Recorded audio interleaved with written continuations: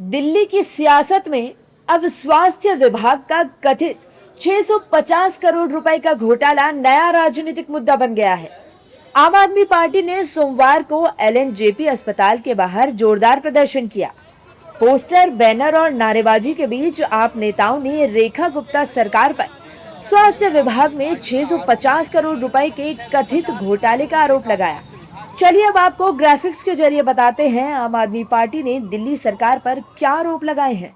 स्वास्थ्य विभाग में 650 करोड़ का कथित घोटाला हुआ।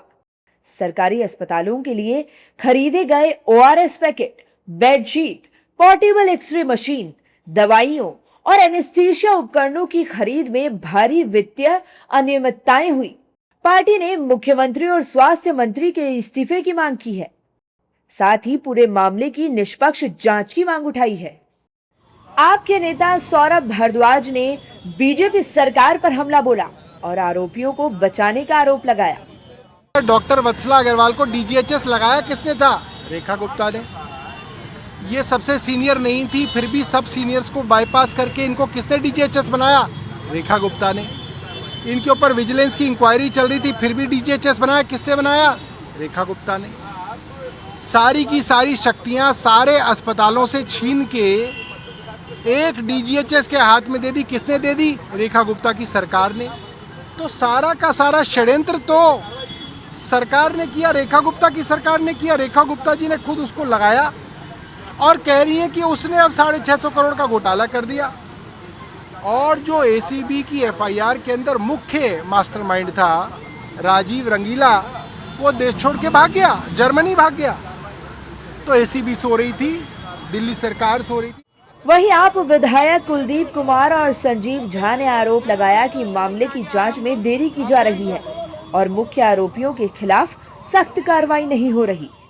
की गाड़ी कमाई का पैसा, जो मुफ्त दवाइयां उनको मिलती थी, जो अरस का घोल मिलता था, उसका पैसा भाजपा के लोग खा गए, मुख्यमंत्री जी खा गए। मैं मुख्यमंत्री जी कहना चाहता हूं, मुख्यमंत्री जी अगर थोड़ी भी शर्म बची है तो इस्तीफा दे दीजिए और निष्पक्ष रूप से इसकी जांच होने दीजिए और दूध का दूध पानी का पानी होने दीजिए। और ऐसे लोग जिसमें जो शामिल हैं, मुख्यमंत्री जी आपके बिना संरक्षण के, आपके मंत्री के संरक्षण के ये घोटाला नहीं हो सकता है। और दिल्ली वालों ने देख लिया कि 1.5 साल में 650 करोड़ का घोटाला एक विभाग में हुआ है। सोचिए में कितने सारे विभाग हैं। जांच चल रही, मुख्यमंत्री को अरेस्ट करो ना, क्यों नहीं करते हैं? मुख्यमंत्री इस्तीफा दें वरना जांच को बाधित करेंगी। अरे एक फर्जी जांच के नाम पे तो अरविंद केजरीवाल जी को, मनीष सिसोदिया को 1.5 साल जेल में रखने का काम किया गया और बाद में घोटाला साबित ही नहीं हुआ, डस्टबिन में फेंक दिया। अरे मुख्यमंत्री जी आपके यहाँ तो घोटाला साबित हो गया है। अगर एसीबी का एफआईआर हुआ तो फिर कॉन्ट्रैक्टर पकड़ा क्यों नहीं? कहाँ है वो कॉन्ट्रैक्टर? लोग ये कह रहे हैं कि कॉन्ट्रैक्टर को भगा दिया गया है। जैसे नीरव मोदी भाग गया था, विजय माल्या भाग गया था, भगा दिया गया था, उसी तरह से इस रंगीला ब्रदर्स को भी भगा दिया गया। हेल्थ मिनिस्टर की अगर मिली भगत है तो फिर इस्तीफा क्यों नहीं लिया गया उससे? तब मुझे लगता है कि एसीबी की भी कार्रवाई दबाव बनाने के लिए था कि हिस्सा केवल हेल्थ मिनिस्टर को नहीं जाए, मुख्यमंत्री को भी जाए, लेकिन हम होने नहीं देंगे।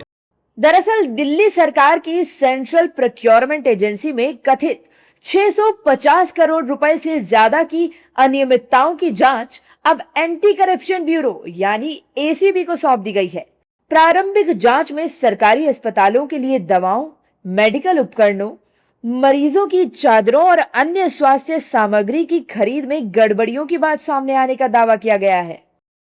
हालांकि इन आरोपों पर अभी तक मुख्यमंत्री रेखा गुप्ता या दिल्ली सरकार की तरफ से कोई आधिकारिक बयान सामने नहीं आया है।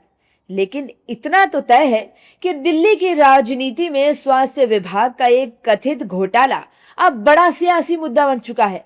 अब देखना होगा कि जांच में क्या सामने आता है।